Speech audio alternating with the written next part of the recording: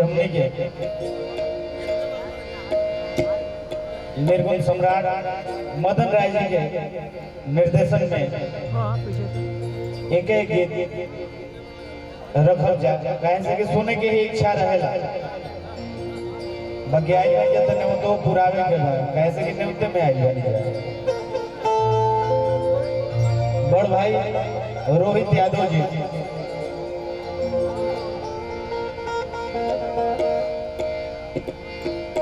उपस्थित करनी जाएगी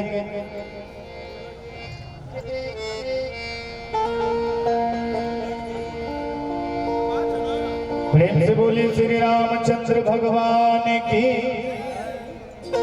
तने अपना अपना मन के शांति खातिर वह सब बोल ले जयकार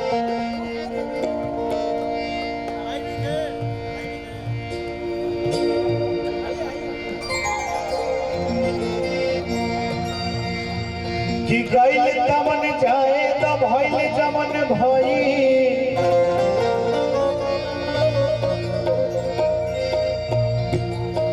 गइल तमन जाए तो भइल जमन भई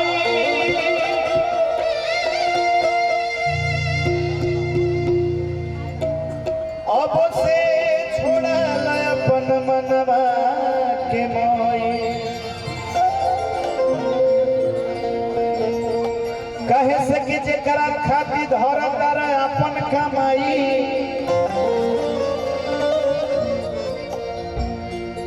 आज जेकरा खातिर धरता रहे अपन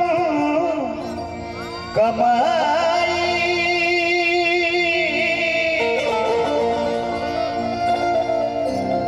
का ओकर भरोसा बाकी कामे तोहरा आई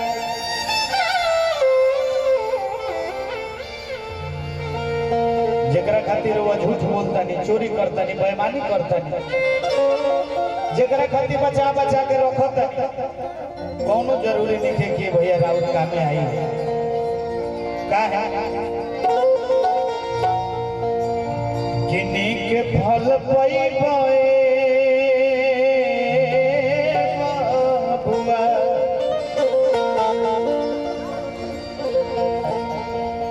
नीक फल पैबनी के कर में के गई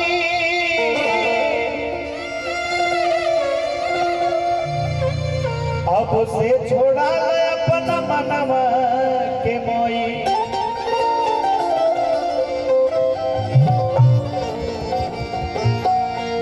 कि धीरे धीरे चली रे जाई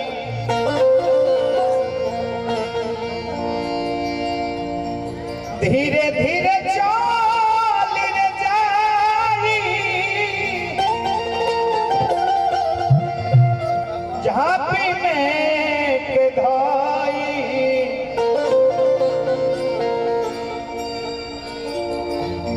अब से छोड़ा अपन मनवा के मोई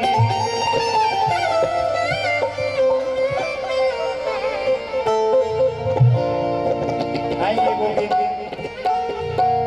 कि दो दिन के ठिकाना बाहो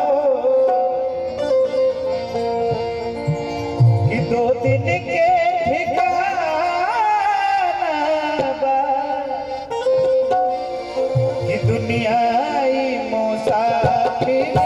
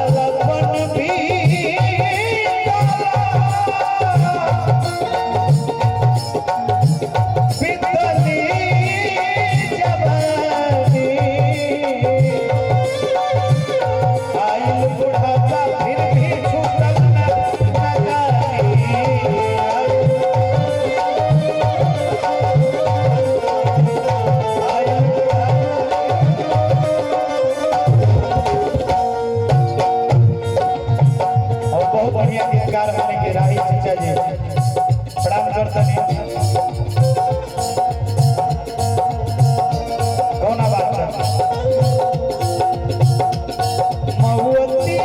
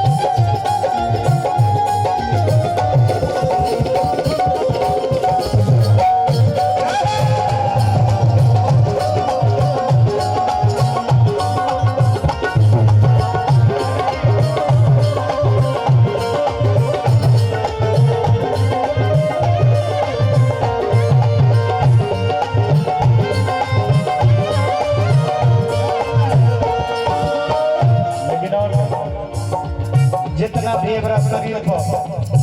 मेकअप होता जितना भी ब्लीच हो रहल बा फेयर हैंडसम का इस्तेमाल होता देवानंद भैया शेखर भैया गुरुजी जितना होता इस सब बेकार बा काहे सुंदर शरीरिया को अतना गुमान बा और के भजन भी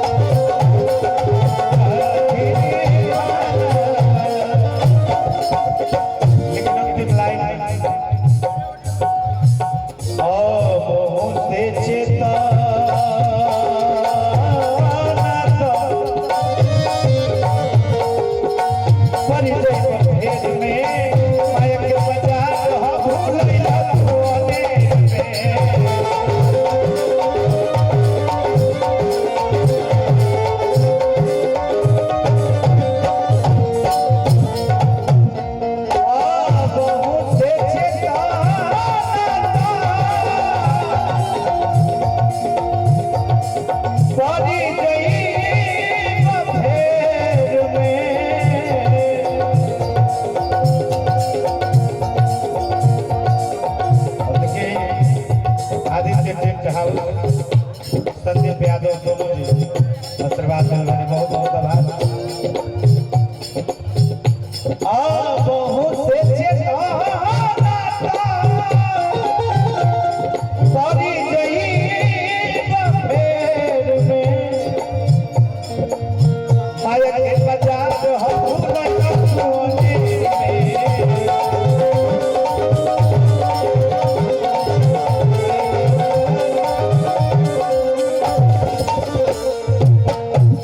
महुआ